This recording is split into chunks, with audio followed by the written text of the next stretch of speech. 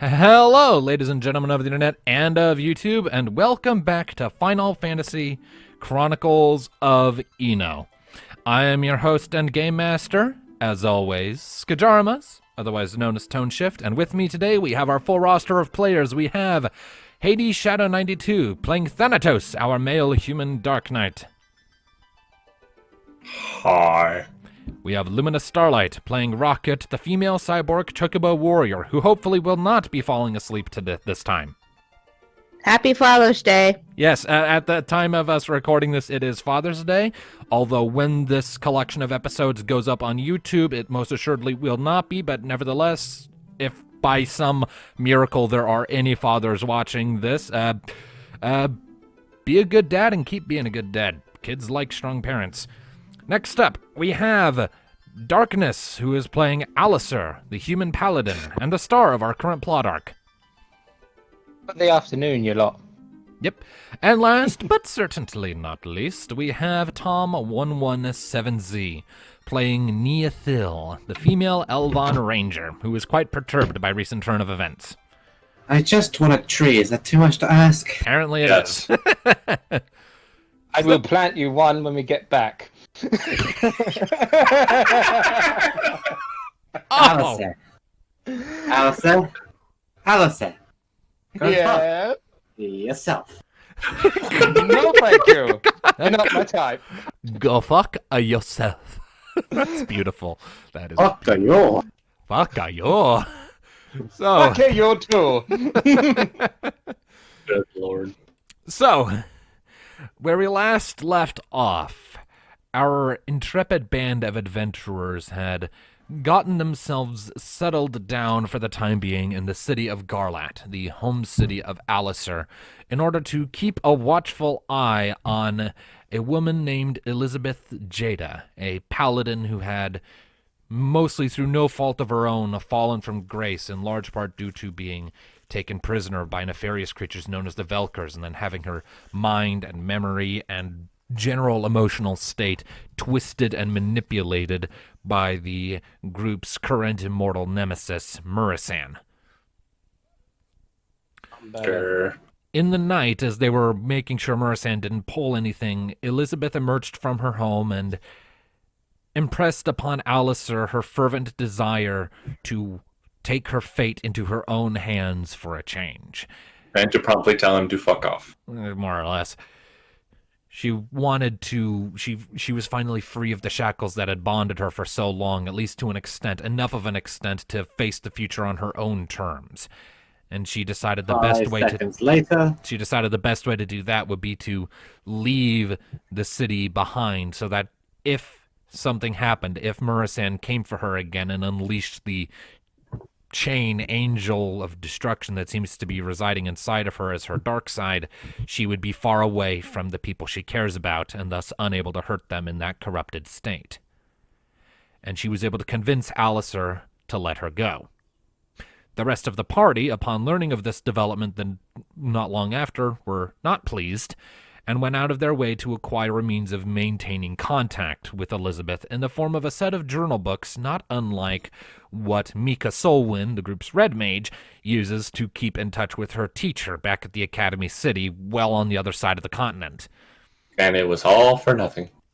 Well, the party then set out from the city of Garlat, following after Elizabeth's tracks, but could find no sign of her along the road, before eventually stumbling across signs of a disturbance in the path, and they were able to surmise from that something bad had happened to her. Perhaps Murasan had intervened, a suspicion later confirmed when Murasan entered into Alistair's dreams in order to seemingly show him where to go, in the form of this ancient and long dilapidated pyramid down south in the middle of the Irvian Badlands, this large region of mostly unexplored, barren, barely habitable wasteland on the southwestern regions of the continent.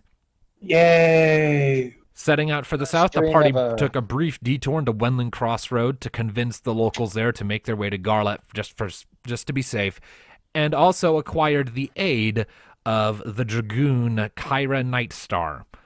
We have Dragoon. And so, with their ranks thus bolstered, the civilians on their way to safety, the party has set off.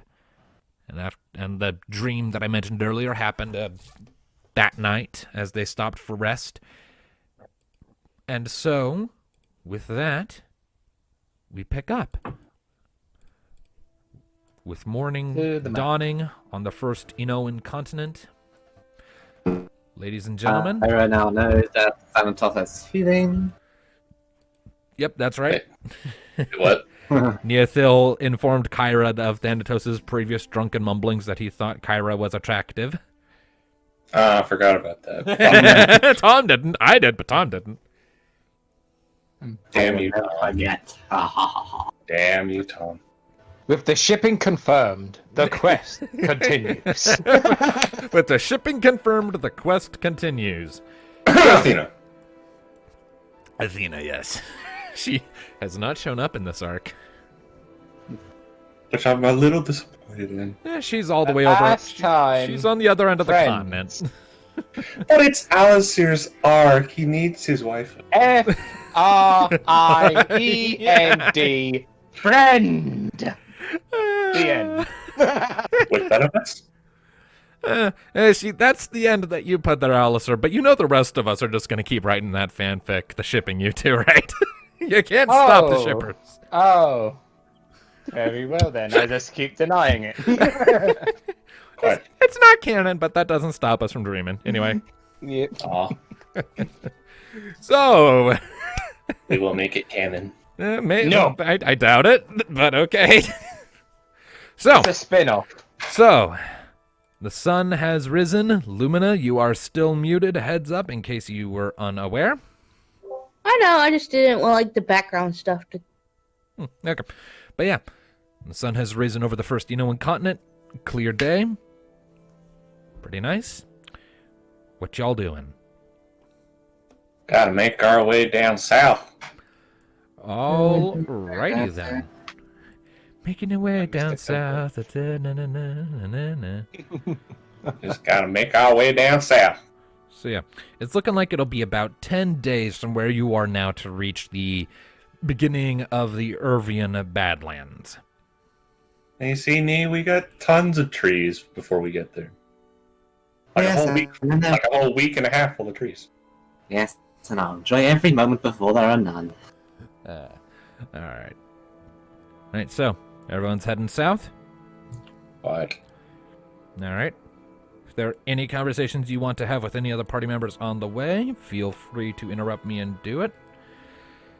But as it is, you start making your way south, trudging your way through largely lightly forested, grassy foothills that sit at the base of this edge of the Beauty's Edge Mountains.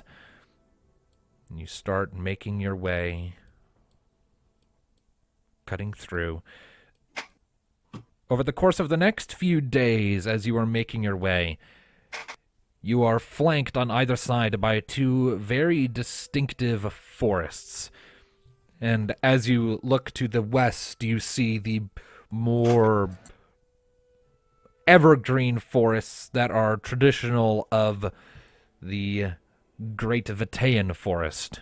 Whereas to the east, you see more green leafy trees that will die come the fall and winter before regrowing in the spring that are more prominent in the other climates, the Mulvane Forest. Excuse me, took me a bit to remember the name there.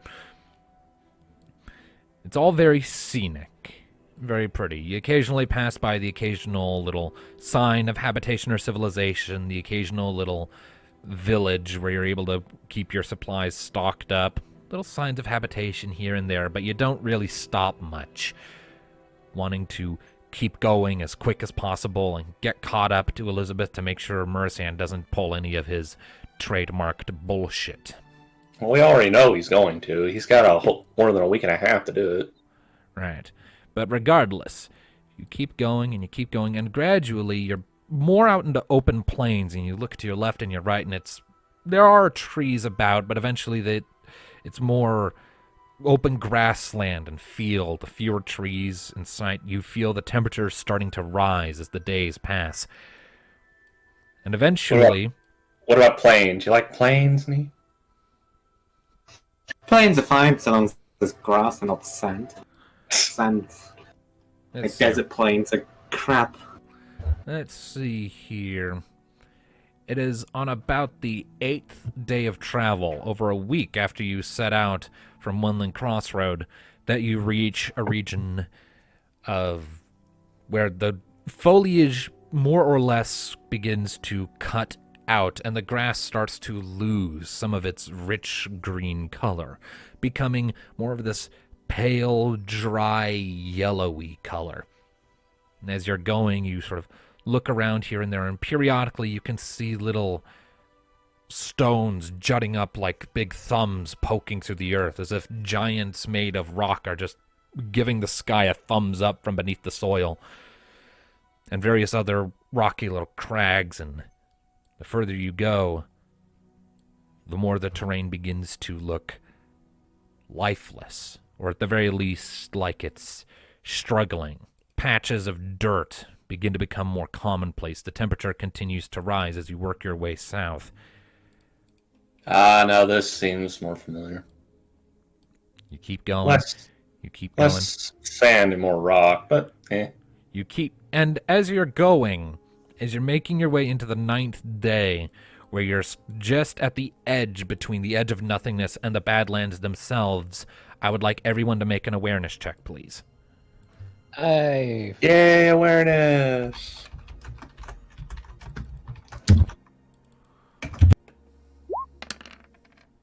Where are we today? I got an 8. Apparently not very. Even Rocket's not as good as usual. It's been a long couple days. And Mika did a thing. I misread Mika's words, Mika's awesomeness, but I think it still counts. All right, so a 10, an 8, an 11, a 10, and a 15. Pretty much everyone gets it. It's not really that hard.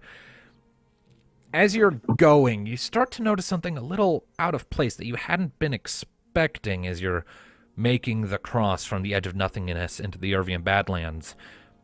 You're seeing a lot more trees than you would have been expecting for a desert. Now, granted, they are all dead trees. No leaves whatsoever on the branches, but there are many of them.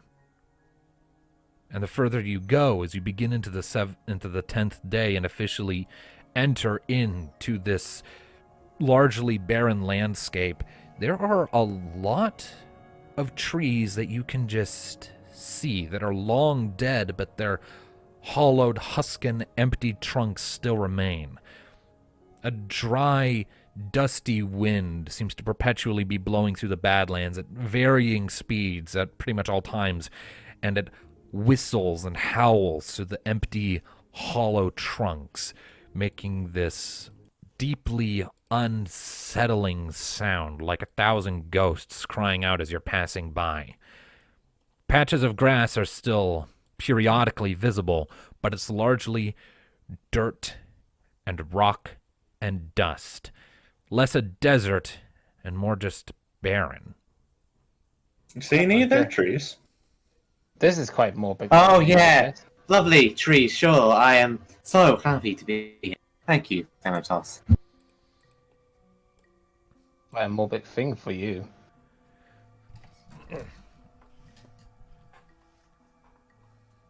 So, this is the Badlands. Could use some Lives more up to his sand. name. Could use some more sand. Me just glares at him.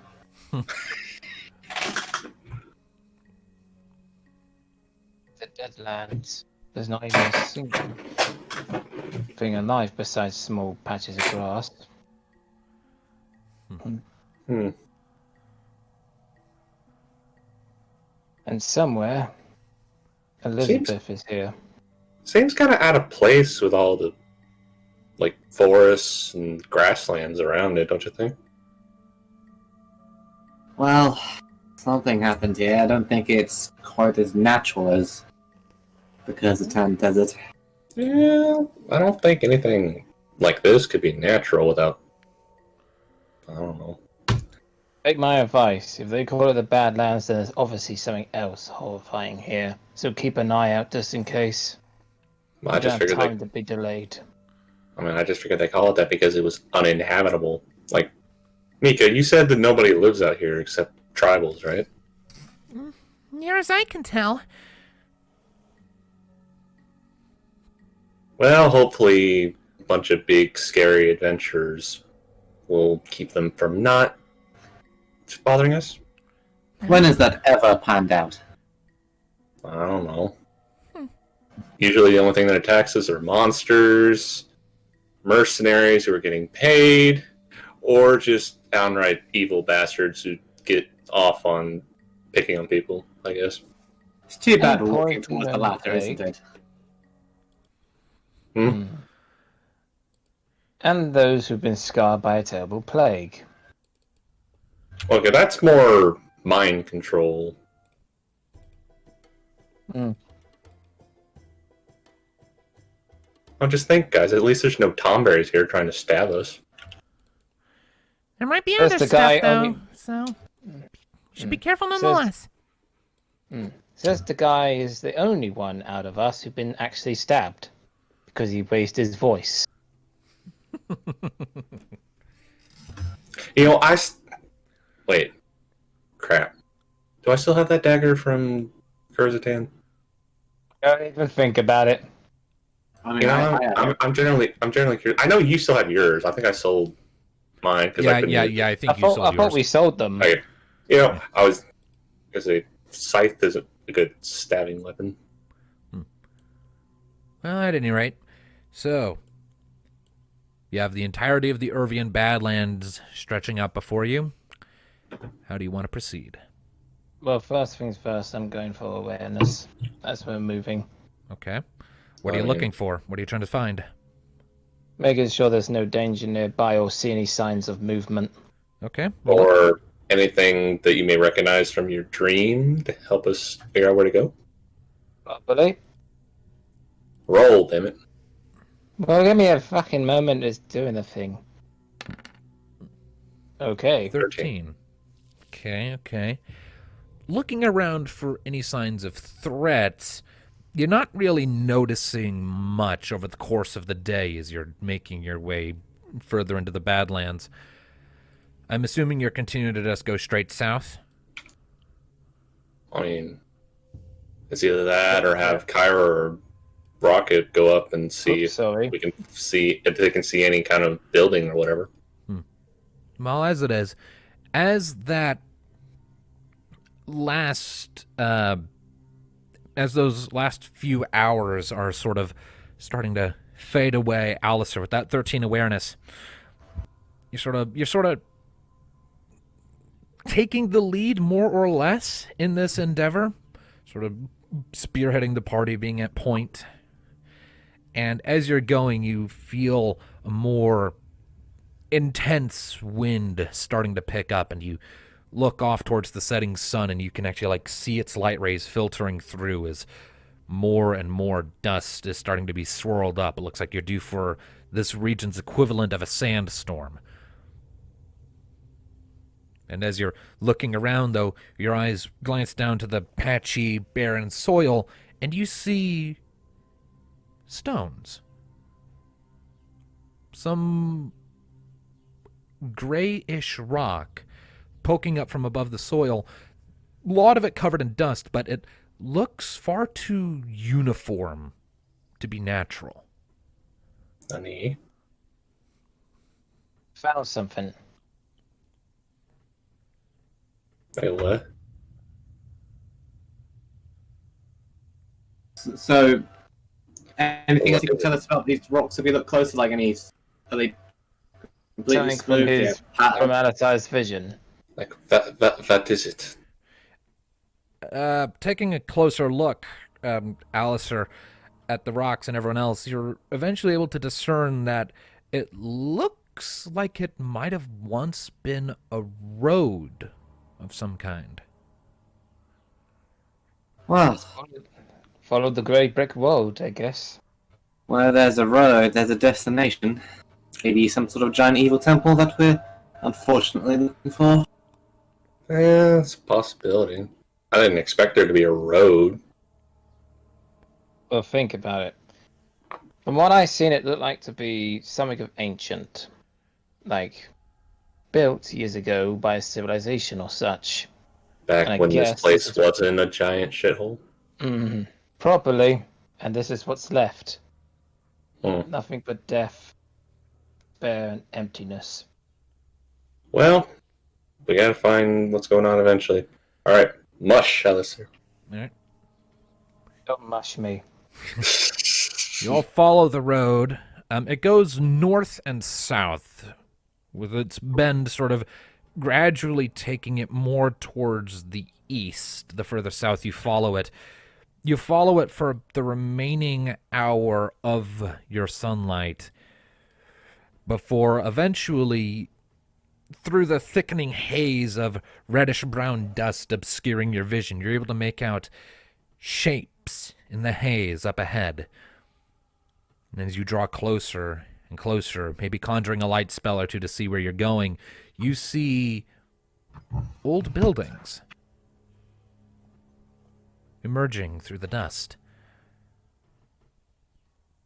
made largely of stone, but you see remnants where there were thick supports made of smoothly molded wood that have long since eroded into mush and lumps across the ground, causing many of the buildings to collapse in on themselves into just piles of rubble.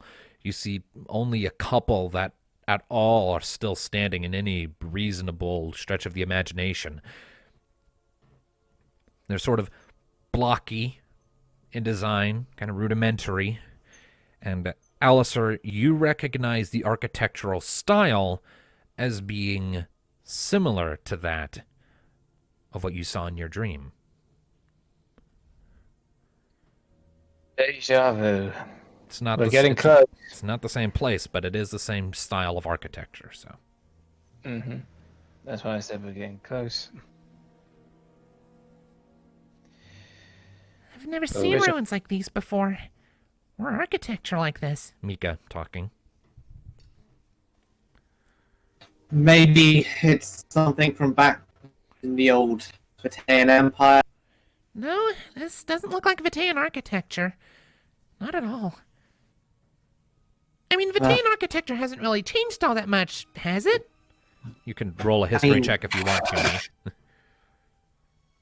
I mean, I think when I sort of kind of would know, because how long has the city that I live in been existed? The city of Vitae was the capital of the old Vitaean Empire long before it ever collapsed. It was basically like the seat of that nation, and so Vitae has been around for a good couple thousand years, at least at this point.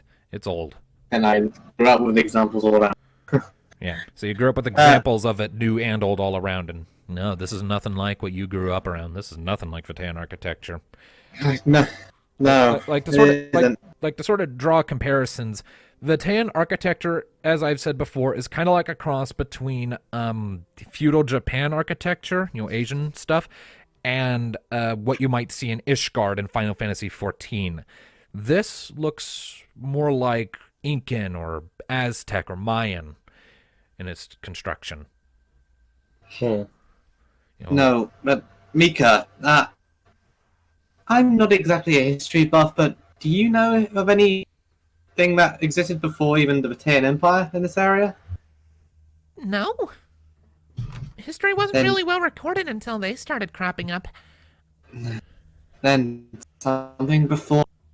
Given that Murasan has taken a residency, maybe, who knows, it could be something dating all the way back to what happened with Diablos. Possible, though unlikely. Could always ask him. If we bump into him, I know I have a few questions for that son of a bitch. Hey, he keeps popping into all our dreams. Maybe you two will have a turn later. I hope not. If he does, I'm gonna shoot him in the face. Yeah. Yeah, I saw him flick Caius like a bug. I don't think you want to try it. It'll make me feel better. It'll make, well, I'm sure, kind of like when you threw that rock at Merson. I mean, I broke his nose. I consider that a personal victory. Yes, and I'm sure he's going to remember that when we show up. Hope he does. It was a good bloody throw. Say, that might be the key. All we need to do is throw a really big rock at him. I mean, Go. I've got a stone spell. I can throw a rock at him for you. Kyra starts laughing. Ah, jeez. Okay, I'm gonna go ahead and take first watch. Rest of you get some rest. Can take shelter in Fair one of enough. these buildings, I think. Hey, Mika, she's taking my job. Yeah, we can take second. Fine. All right. Anyone have any objections or anything you want to do before bedding down for the night? None that I can think of. Nope. All right. And you all go ahead and get yourselves situated. You take a travel rest in this old, and you find probably the most complete structure you can, and you bunker down in it for the night while Kyra keeps watch outside, sort of taking the stereotypical dragoon stance up on one of the corners, sort of staring out into the dust storm, a silent vigil, Just standing there looking badass. pretty much, with a whip instead of a lance, but, you know. Anyways, some time passes. Morning comes eventually. The night is mercifully uneventful through your watches. No good. And when dawn comes, thankfully the dust storm has passed, though there is still that gentle breeze washing through and carrying with it the dust as well.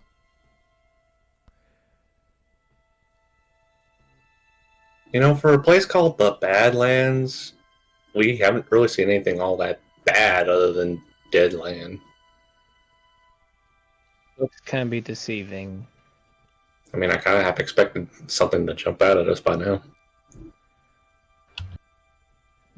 You see, Nee, we're too scary for anything to attack us.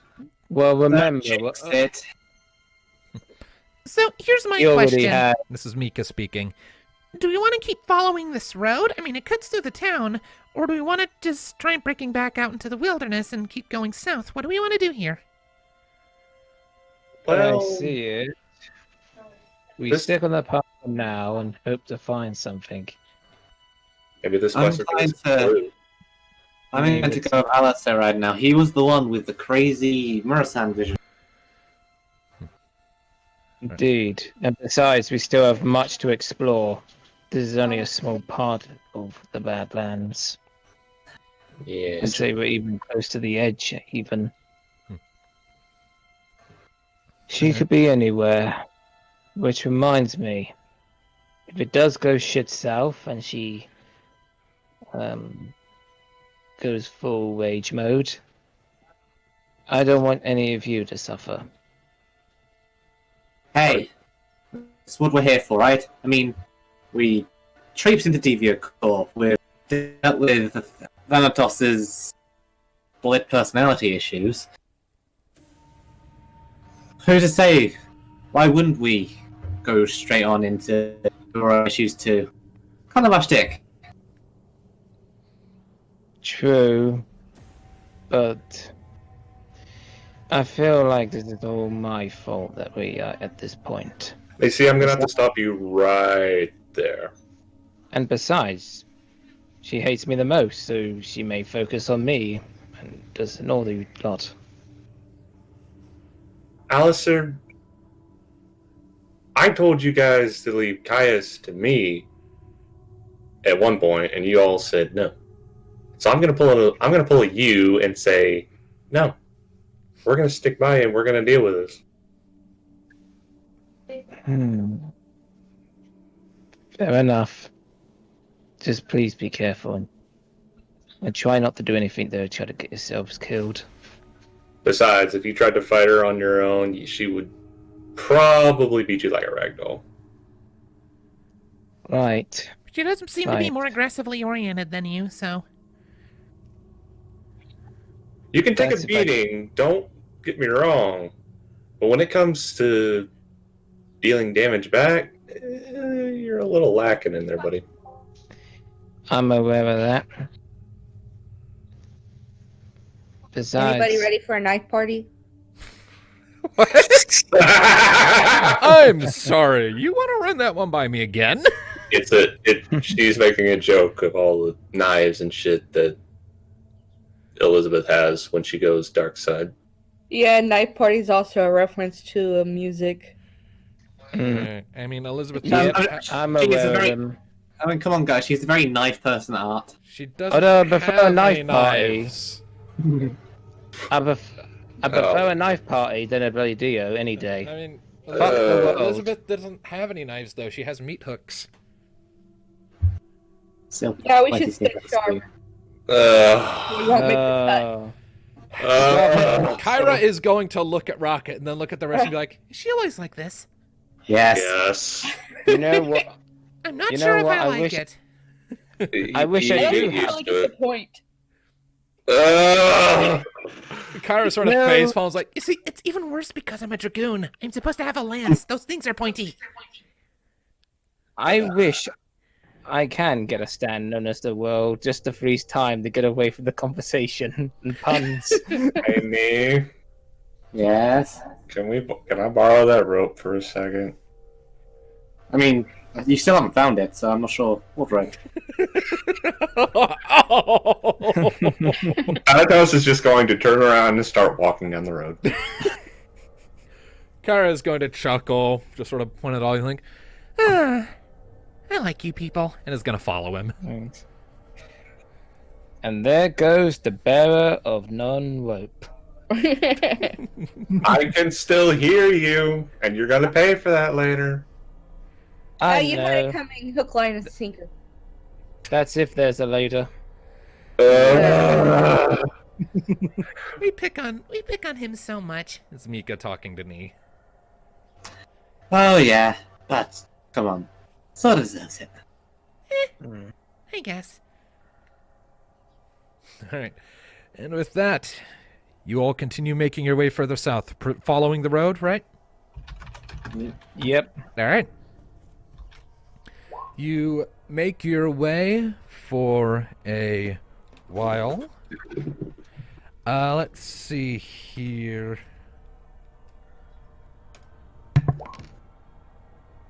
Hades, I need you to roll me a d12, please. I kind of don't want to. Well, too bad.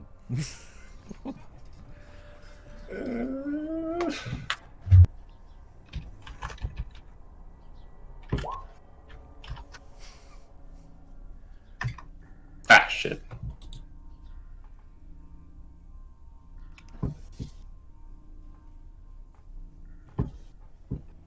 Damn He it. doesn't want trouble, but that's not how we roll. Literally. Please. Now it's your turn to roll. Oh, I didn't put a space there. I was wondering what the fuck happened. Okay, 7. Okay. Lucky 7. Lucky 7 is good, right? It's only if it's like 3 sevens in a row, is what I'd call that. Lucky 7. That's 7 is good. That's the number 7, is what that is. All right, so okay, good to know. Make your way for a while more, cutting your way across the Badlands. The road continues to lead you vaguely eastward, and it curves down. So it's about halfway through the day, so it's around 2, maybe 3 in the afternoon as you're continuing to follow this road that I would like everyone to make... Well, actually, who's taking point? Pretty sure it's Thanatos, right? Because he walked away first. Or did you swap up your marching order? And he's still ahead, trying to avoid the puns. Okay.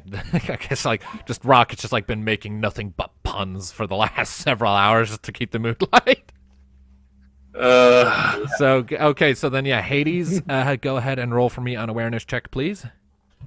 Oh, dear. Damn it. Sorry. My computer's getting all weird on me. There we go. It shouldn't do that. It should not do that. Especially when I need to fucking Fail on a roll. 8. Don't stray away from the path. Well, Please tell me it's okay. all right, well, as you're going, the sky sort of slowly clears up and the winds die down a little bit, granting you some much appreciated clarity in the environment, letting you sort of see things. It's getting a little hotter as you keep following this road. You're drawing slowly closer to the outermost edge of the greater Uzora Desert, and that's still divided from you by a good, like a couple hundred miles or so, and a river, but you're entering into that sort of general climb where things are getting more warm and more rocky, and you're seeing the occasional little bit of sand intermingling with the dust that's a bit more like sandy, deserty. Everything so far out here has just been rocky with plenty of like big dead trees, but as you're going, you hear a little ways up ahead as the road sort of becomes smothered up and obscured by dust, a weird squeaking noise. Okay. And you look, and at the top of a small little rise in the terrain, you squint at it, and you see something standing at the top of the rise, sort of, and the way it's moving is incredibly weird. It's very stiff and very janky. It's in silhouette. You narrow your eyes and you see green skin, and it vaguely looks like the silhouette of a very jelly bean sort of shaped man running in place in stop frame. Like from a side view, very artistic representation, and then you blink a few times, it hops a few times, seemingly without bending its legs at all, just like bite, bite, bite, and you hear the squeaking continue before it suddenly just hops again and falls down the edge of that rocky ledge, and you see this little cloud of dust be kicked up as it hits the ground like about 20 feet below where it had been hopping. Wait a fucking minute. What? I think I know what it is. What is it? Fuck you, Tone. Is it a cactaur? I believe so, yes. A couple moments later, you hear the squeaking again, and just comes darting right up to you. Sure as hell, it's a cactaur, little green cactus-shaped humanoid creature, staring at you with its face on the side of its body, its arms and legs moving erratically as it just scuttles right up to you. It comes up to about, I'd say, like midway up Neothil's thigh in terms of height, like 2.5 feet tall, maybe. Oh. You might want to get out the way. There's a 1,000-needle attack coming. It sort of comes to a stop in front of the group, hops a few times, gives off a few squeaks, and then just like cartwheels off to the side, leaving a cloud of dust in its wake, stops a ways ahead, and starts hopping while looking back at you, squeaking incessantly. I think it wants us to follow. Either that, it's looking I've for heard food. stories of these little guys. You think we should? Make just to see what Hades knows. Go ahead and make for me a lore monsters check, but add +4 because you grew up in the Uzora Desert, so you'd know a thing or two about cactaurs just because of cultural familiarity. Oh, I don't have anything in lore. You know, I should have put monster lore into Thanatos' deal, but never came up. Take my advice. If you got any food, fling it now. All right. That came through remarkably clear, Darkness. 11? Okay. So, Hades, you know that cactaurs are typically not necessarily aggressive creatures. They only ever really get super violent when it's their mating season. And even then, they'll usually just throw needles at something until they go away. It's like just a bunch of bee stings. Bothersome, but not dangerous. Though they can be very dangerous if they feel mortally threatened and feel the need to defend their lives. But more often than not, they're just kind of weird. They give off this impression of being friendly, but sometimes people have misinterpreted that and gotten 1,000 needles to the face.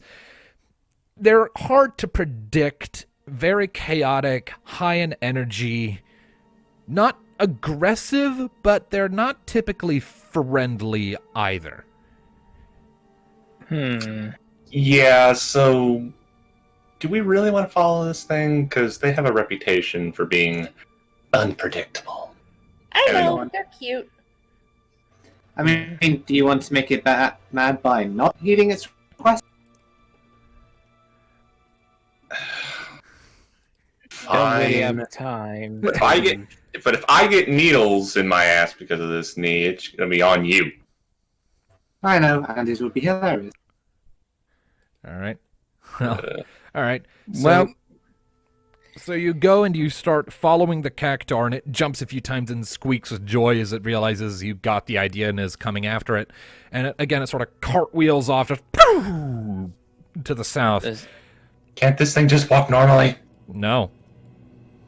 this and you- better not be a waste of our time. And you follow it for a little while, maybe about 5 minutes before I need everyone to make an awareness check. Does that include? Do I need to make another one? I see. Tell him to do it. Do I need to- Thanatos, you can keep your 11 if you want to. Or your 8, rather, excuse me. I'm gonna go again. I don't trust 8. 10. Well, that's better. Load and behold. Alright. And Kyra is very aware, apparently. Dragoon. Okay, so let's see, that's a 14, a 14, a 10, 11, a 10, and a 14.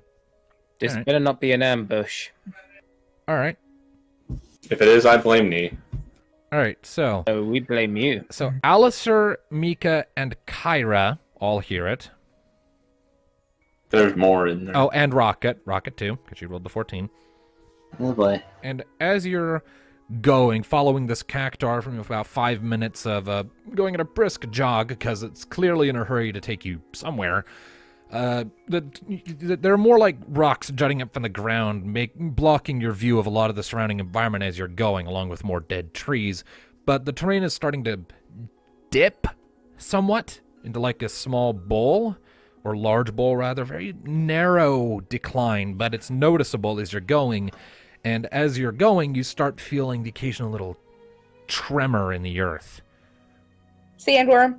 And those who heard and those who bested the thing of Rocket, Mika, Kyra, and Alistair, you hear the distant echoings of some kind of loud creature making a sound.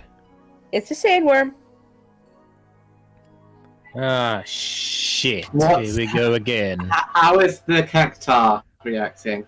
It's hearing this noise and it's becoming even more incessant, like turning back at you, hopping up and down repeatedly, squealing instead of squeaking, and then continuing on at an even faster pace.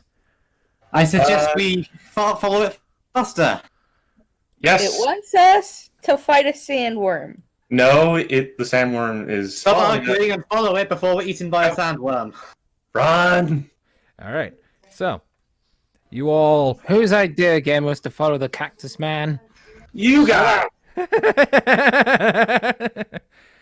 If we want to get technical, it was the Cactaur's idea that we follow the Cactaur.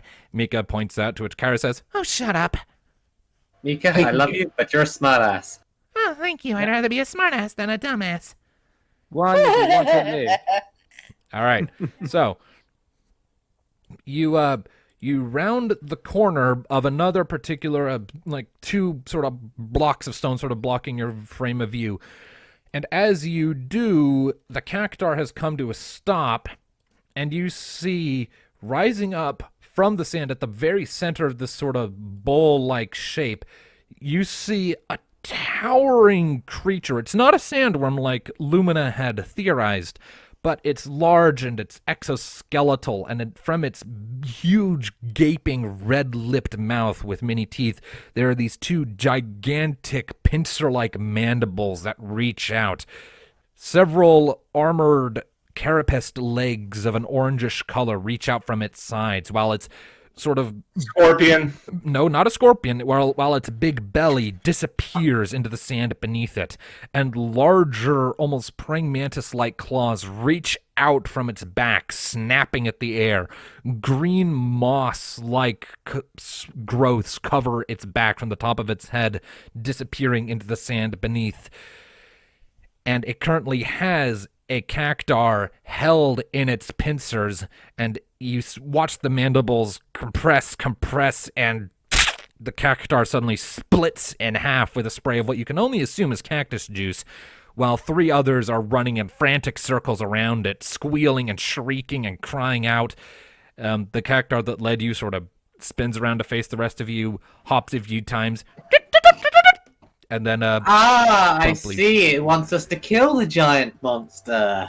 Shit a brick. Okay, what the hell is that? make a lore monster check if you want to know what this creature is. Mika. Okay, Mika will make a lore everything because she has +7.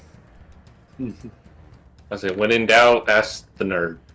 She looks at it and sort of goes, That's an antlion. Antlion! Since when did they Yeah, get I'll that big? since Final Fantasy IX. I see. So they're gonna destroy those cactaurs. Maybe if we help them, they'll help us. Who's taking the first shot? Well, Thanatos, since this is like your territory of such, go right ahead. But I never agreed to fight this doggone thing. Whoa. That's what it looks like? Yeah, I did my best to describe it, but Does it know we're here yet? let's find out. Where are we, anyway? You are on the northern Oh, side. there we are. Yeah, I see us now. Because if it doesn't Oh. know we're here yet, I can use an ambush. It does not seem to have noticed you yet. It seems to be more focused on the cactaurs running around Alright. it. Knee, I can- ambush. Yes, I can use ambush and get it as a preemptive strike. So, Hey, Correct. Kaya, you got any sneaky attacks up your sleeve? I might have a couple. Don't know if they'll really work here, but I can definitely try. Ooh. Ooh. Go right First ahead. thing first, Rocket, can you scan it? I have a feeling not, because it's going to be like Notorious. Is this... I mean, she can do Notorious, she just can't do end bosses. All right. And Okay, Rocket goes ahead and spends her turn using scan. And let me double check what scan does so I know specifically what information to give you, We Rocket. should be able to see its health and mana, and we should know its weaknesses. All right, so you learn that. Okay, I'm just going to go ahead and display all 3 of its bars to all of you. You learn that it has Great. 500 hit points at maximum, Alright. 70 MP, Not too bad. and you learn that its status immunity. Let me double check. You learn status immunity. Yeah, you learn status immunity. It is immune to basically all status effects except for sleep and silence. It takes double damage from ice attacks, but it is immune to fire. Additionally, your database comes up informing you that, typically speaking, antlions drop very valuable items from their mouth upon killed, a type of pearl, not unlike what might grow in a clam, that is worth a pretty penny. ooh, So it's not immune to sleep. we want to kill it. It is not immune to sleep. It is not immune to silence. Okay, And I We want to kill it. it's weak to ice, but any other elemental... Mika has ice, doesn't she? Mika Yes, has she ice. does. But No Any other, other, no other invulnerabilities that you are aware of. No other Alright. reactions. so just Okay, no, I've there's got no an fire. idea. I mean, With that helpful information, I have now So got a I'm bit gonna of go an ahead and idea. put. I'm gonna go ahead and put Thanatos and Kyra in front because they were the first to go. I'll put Nee and Mika second, along with Alistair, and Rocket in the back because everyone was walking fast to try and get away from her puns. Mm-hmm. Right. So what is it? I'll still hear your idea first for ice speak. Okay. Mika, if you could try to use the strongest sleeping spell you got to try to knock it out. Before we do that, If that doesn't if you work, attack a sleeping Me target, and One at Kaya a time, will- you two. Guys, just let... before you continue about sleep, if you attack a sleeping target, doesn't it wake up? Yes. There's a. Let me I double. would've thought so. Let me double check. Let's Me- see here. It'll be in the combat chapters. Negative. It depends, I would think. Let's see here. Sleep. You are magically put to sleep and can do nothing until the effect ends. Your avoidance score is effectively 0. Taking any amount of damage has a 100% chance of removing the sleep status, and you can rouse a Exactly. sleeping target with a successful standard action. So yeah, any damage will automatically wake it As I up. said, don't do sleep just yet. In our preemptive round that I'm going to give some ambush, open up with an ice spell for maximum carnage to save sleep for if we need a breather at any point. Alright then. We should try and flank around either side of this thing, like half go one direction, half go another, simply so we're not too clumped in case this thing has big area attacks. Mm-hmm. But also think about the poor little cactus people as well. So while we're distracted, they need to be rescued as well. Hopefully Well, our new little friend here could get them out of there while we're doing the fighting. Well, Think yeah, we can do that if we you all understand? if we all hit it really hard, it's gonna think, oh, those guys are annoying. Let's go get them and forget the little cactus people. Thanatos, I said on how far are you? You're within just over 1 medium range. Alright, I would suggest Thanatos, since your fire is useless, either try your earth magic for just normal damage, or you can try and go in with your scythe. Kyra, what can you do? Let me double check her sheet here really quick. She's got a lightning breath attack. Yeah, though it's definitely the weaker between my two types of breath. Yeah, my strongest spell is a fire spell, believe it or not, and it's useless. What's your other breath? I have fire and lightning breath. Fire breath this thing is immune to, and my lightning breath is much weaker than my fire breath. What about if you were to attack it with that whip of yours? That's what I was figuring. I can just Alright, do jumps. if we split with the people who are going to be standing back and the people going in, Rocket, Kyra, Thanatos, you go in and kick the shit out of it. Alistair, if you can stand back and provide some support, if the Cactaurs can't get out of the way, try and provide some support for them. If not, for us, Mika, stand back and hit it with your ice attack, since that seems to be its weakness, and I create an opening salvo with my little bot storm here. Mm. All right. Sounds like a plan. As for spells wise, I think the only thing I could do against it, which might knock it off balance a bit, is my famous wind attack. Yeah, Yeah, wind would do significant amount of damage. It's the only intermediate attack other than Mika's that would do any real damage. Oh man, that would be devastating. something you If we could could- do. Imagine but- if we could have combined his stone and my wind. It'd be a storm tornado. I mean, Definitely keep that in mind, but for the first couple of rounds, focus on support like Astra, cover, things like that. technically, Thanatos and Mika did that back at Deviant Corp. Mm. Storm tornadoes. Painful and effective. All right. Rock twirl. All right, so I let's see. go ahead and go through this one at a time. Thanatos, what are you doing? Well, I suppose since we got to get this thing's attention, Don't go Oh. in yet. Don't do anything until I've done my ambush. Let the stealth go first. okay, yeah. I mean, ambush has technically already been applied. You have your stealth round now. Let's let me have the first shot. I suggest those who are standing back. Where are we going to stand? Like, if obviously the people who are going to attack are just going to go straight in. People who are standing back, heads over here, just so it's slightly out of the way, so you're not all clumped together, and Actually- spread out a little bit. What is that? Is that like, Oh, the fallen brown tree the or- brown things are trees. And this Yeah, one, this I'm one not is a fallen standing in the tree this time though, because I don't trust that tree. It's just it It's looks like crap. it's fallen. Yeah. These trees look like crap. I don't trust standing in anyone, even if they're not there. I'm gonna probably be behind something and also be supporting everyone. Right. If Why we're don't sure, Why don't you lot go over there? Alright, if we're all agreed on what we're doing, Needy is going to use her movement action to stand there. All right. Take Alice's move over there. Where's Mika going to stand? Let me double check how far she needs to be. Gonna park Mika right about here. Shouldn't And she? then what? Yeah, should make us stand a little bit back because she's Yeah, that's Cast- yeah. But she has to get in range to cast her spells. fair enough. Oh yeah, fair enough. So, well, the range over here. 3 meters long. So, alright. On my shot, Thanatos, Kyra, Rocket go in and start beating on it. It might take Rocket 2 rounds to get there, but I'll be fine. To get an attack in. You should do disabling shot. That'd be And good. disabling shot. Disabling shot, which one? I have. Drop weapons irrelevant. Can't escape. I think that's going to be irrelevant. Yeah.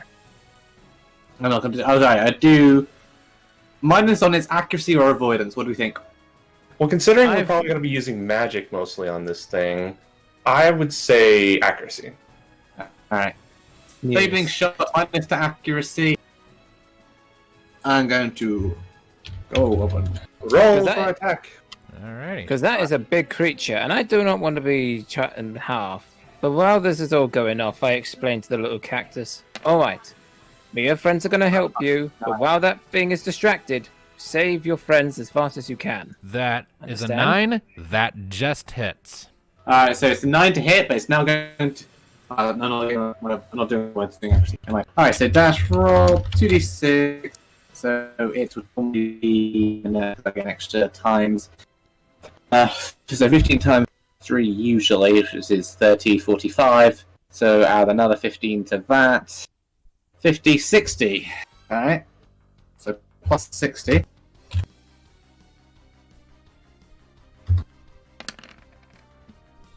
My damage. Nice.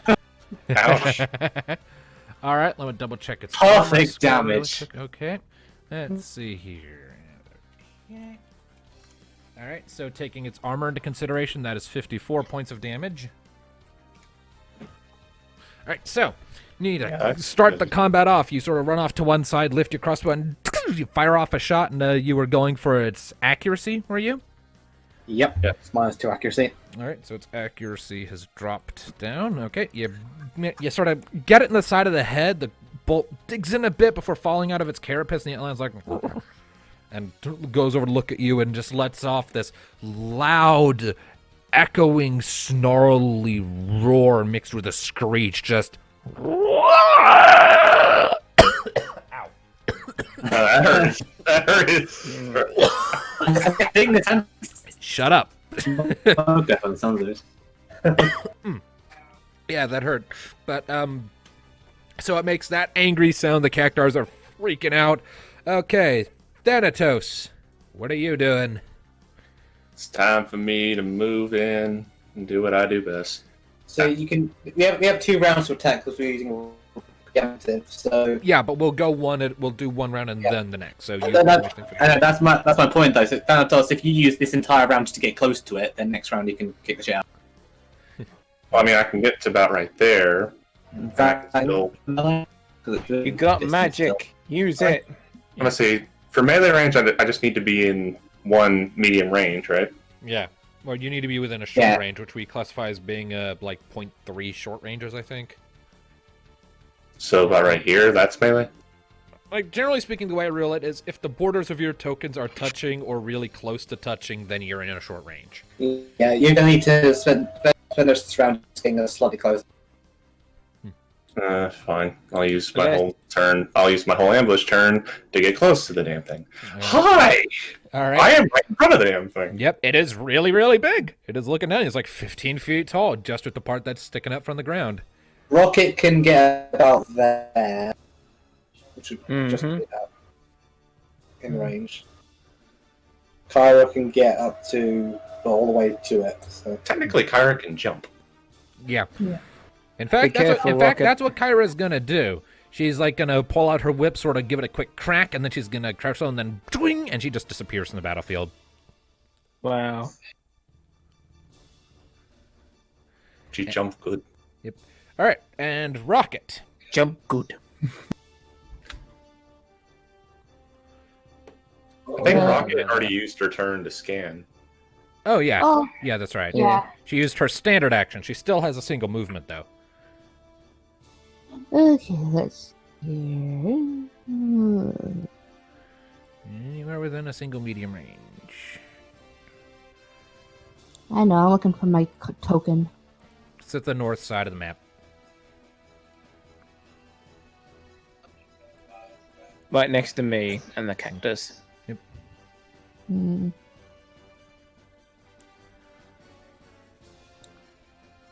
There you go. All right. Okay. And Alistair, you were doing what? Well, he already moved. Well, I'll put in position, but anyway. I was gonna try something with the little cactus. All right. What are you doing? I'm not sure if you can understand me or not, but hopefully you can. Me and my friends are gonna help your friends. But while we distract the big scary monster, you save your little friends. Understand? Get them out as fast as possible. Out of the fight range. Make a negotiation check, please. Can they understand Okay. English? That's what I want to know. I said, can it understand him? You don't know. You don't know. Well, as soon as Alistair roll.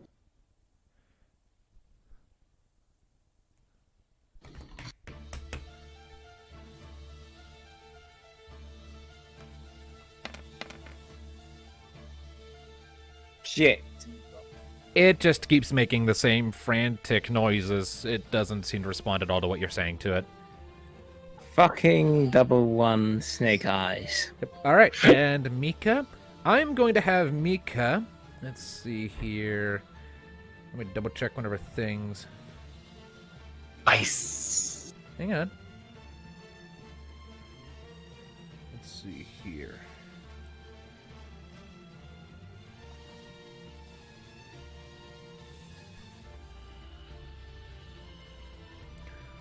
Let's see here. How much destiny does Mika have? 14? Yeah, I'll save it. I was going to have her use X magic, but that costs 3 destiny to use, so I am going to have her expend 20 MP to cast Blizzara. So, You know, ice has just been such a useful element the last several arcs. alright, so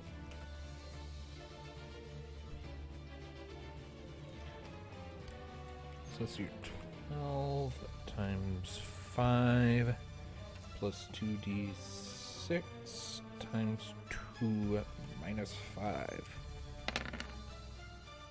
61 damage. Wait, no, that doesn't seem right.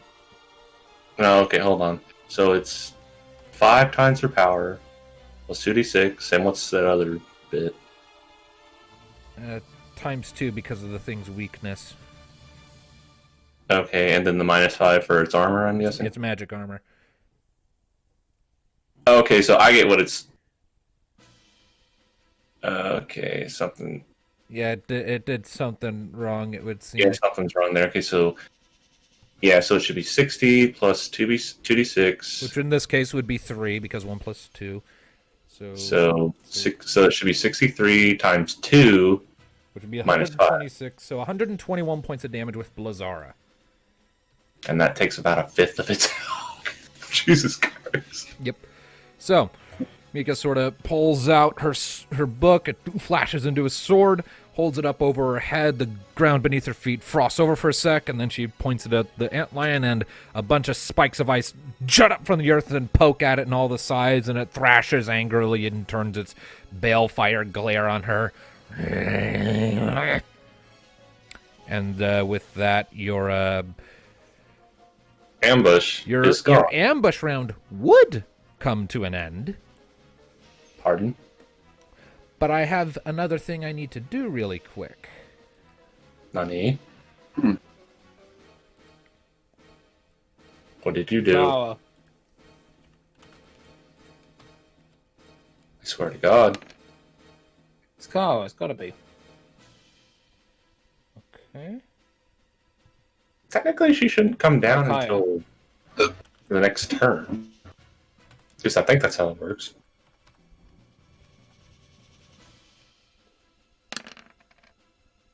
What is Most that? doing a thing. All right, so What is that? as you're all sort of getting done with this round of content, oh, didn't mean to move it. Let's see, that was 34, right? Okay.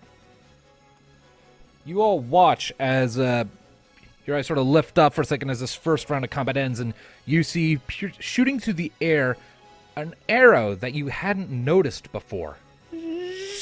Hits the back of the antlion's head, and there's a flash of green light, and it lurches forward with an agonized shriek, and those of you who are in a position sort of look past the antlion in the direction that flash had come from, and you see walking up on with a vantage point on a raised platform of stone an individual none of you have seen the likes of before. It's female, humanoid in shape, tall, wielding a bow and arrow, sort of long blue hair going down the back of her head, sort of pale blue, dark tan skin, seemingly from a lifetime of living out here in this harsh environment, and 2 tall rabbit ears rising from her head. Nami. You see her. Huh. Hello. Am I the only one seeing a rabbit lady with a bow over there? Is this a known species, Anina? Not one you are familiar with. Thanatos, that's racist, you bastard. I'm gonna smack you with my staff. How is that racist? It's literally a rabbit woman with a bow. I will We can- hit you. We can debate that later. For now, she's helping us. Please shoot the antlion. Fear lives matter too, you know. All right. So, second round begins. Kyra's jump immediately resolves now, so I'm moving her back to the token. 1 second while it's happening, I'm also going to grab a drink because my throat burns. All right. Let's see. Let me double check. Jump. I'm going through a nice little spicy moment. See, I was with looking some at it just a juicy, minute ago. Twisty, spicy hot Cheetos. I think when it resolves, She makes an immediate attack roll against the antlion. yeah. All right. But it cannot be a critical hit or a limit break. Fine. 11. That will. Drink up. Hey. And she deals.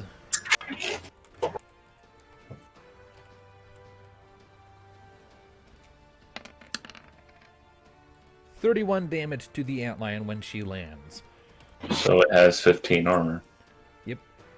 So Kyra comes down and lands, like, as she's coming down, you all sort of look up, you see her shooting down to the air like a comet, and she reaches out with her whip, it lashes forward, sort of coils around one of the mandibles of the antlion and pulls up, and you hear this as, like, cracks appear along the connective carapace, keeping the mandible attached to the inside of its mouth, and some shards of chitin go flying before Kyra sort of lands on its head and jumps down and lands by its side, and sort of pulls her whip back to her side. Nice. All right. So, in order of those who are closest, we will start with Thanatos. What are you doing? Also, Rock, I'm going to go ahead and move you just a little bit because I don't think you moved yourself enough last round. So, there you go. I got it. Yes? I have a. You know how I said my strongest spell was fire and it wouldn't hurt it? Yeah. I have a countermeasure to that. All right. When using Dark Side with a spell, my elemental damage turns to Shadow, no matter the spell that I use, but it still uses the stats from the spell. Nice. So I can use Fire even stronger, but it isn't fire damage, it's Shadow. Nice. Shadow fire. Shadow Fire. And your second tier limit break is called Shadow Flare. True. Nice. But that would be lovely if I use that against it, but I don't want to waste the Destiny. All right. So, you engaging Dark Side then? So, engaging Dark Side, which cuts my health a bit. Yep, you lose 63 hit points. And let's see here. Sorry, it's been a while since we've been in combat. I gotta refamiliarize myself. What's the damage increase? Should be 2 damage steps, I believe. 3. 3. This far. So plus the times 5 I get from fire. That's times 8 my power. Nice. And just double checking, my power is 12. So 8 times 12 is Big. That's 96. 96. So 96 plus 2d6 minus 5. Backwards, Well, nice. Sometimes it's a good thing that Thanatos doesn't know the meaning of subtlety.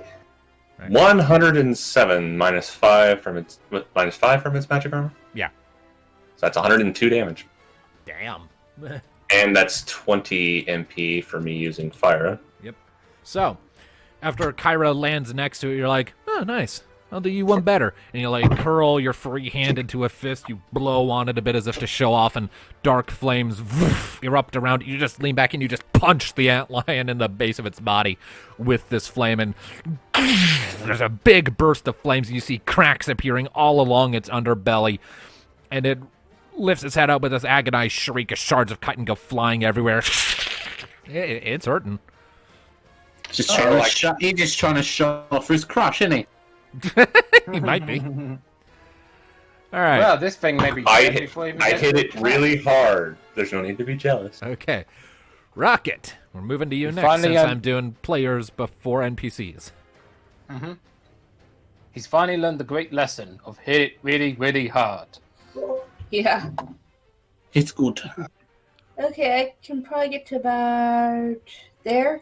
You can move a full medium range, so you can get to about there. Okay. Which from there... Oh, she's in melee range. Yeah, you're just in melee range there. Kick it, kick Okay. it. All right.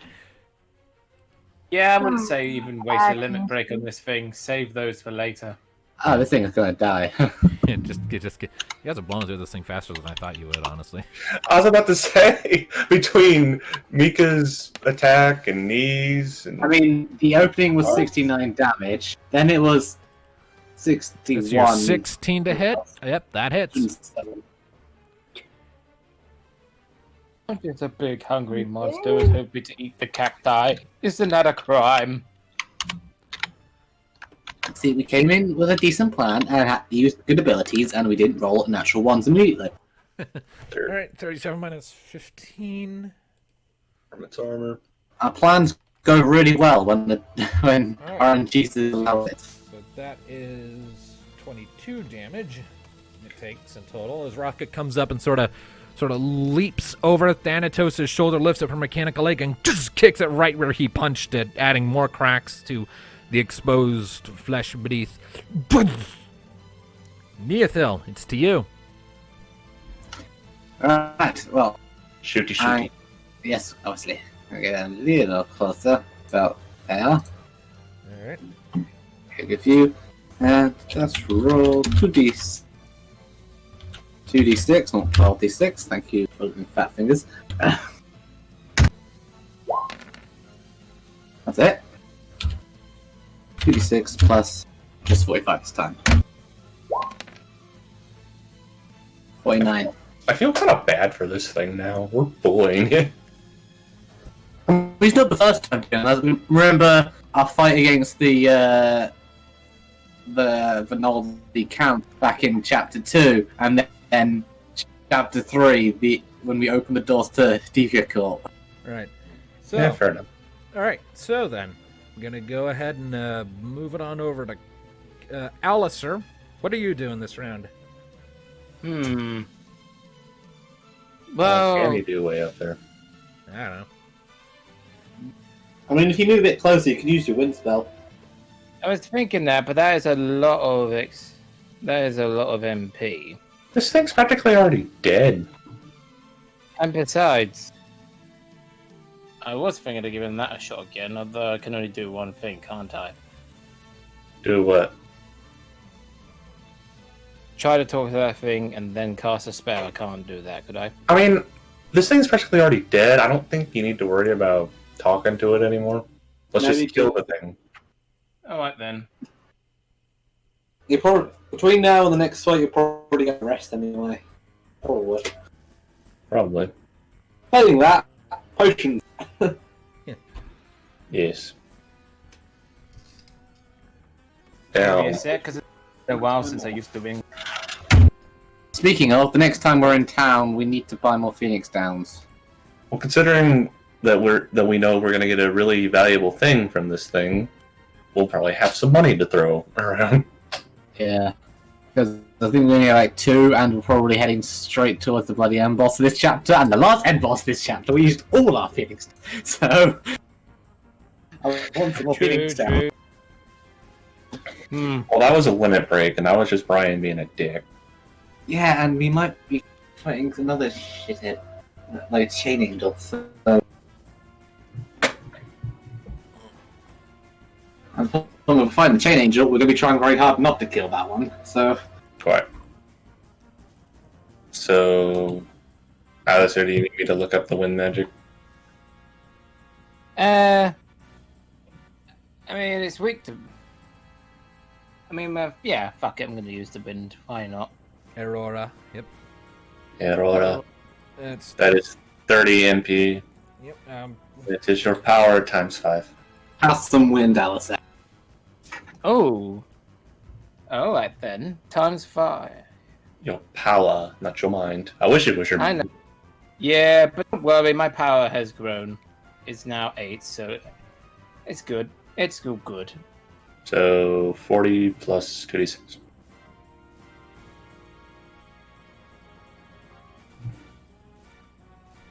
Give me a sec. The bloody computer decided to froze. That is not good. Fuck's sake.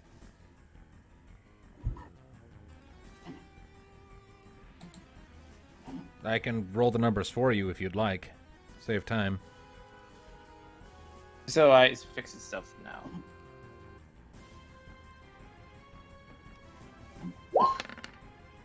Alright, and subtract 5 from that for its magic armor, so 46 damage. Oof. You sort of step, Finish him. Yep, you sort of step forward, you lift up your staff, and the sort of jump at the top, and all around the antlion there's a sudden rush of wind as you and the shards of glass and stone from the previous attack sort of leave a bunch of lacerations all over it. The one mandible that Kyra attacked just kind of just falls off and crumples into the sand. It's really fucked up, you guys. I can see it's And- like hasn't even attacked yet. And I believe Mika can finish it off. Mika Maybe we should is- invite the. If it survives our attacks, maybe we should invite the Cactaurs to just fill it full of needles. That's here. And Mika is once again going to expend a 5 MP. 20. All right, 20, my bad, excuse me. In order to cast Blizzara, and thanks to her thing, she uses mind instead of her power, so 12 times 5. So wait, she has a thing to where Yeah, she it's like power- a, it's like That a, would it's be like handy a, it's for a me. red mage thing, I think. Man, I wish Alistair could have that. It would be useful. Indeed. This poor bastard. Yeah, it's very much dead. All right. Da.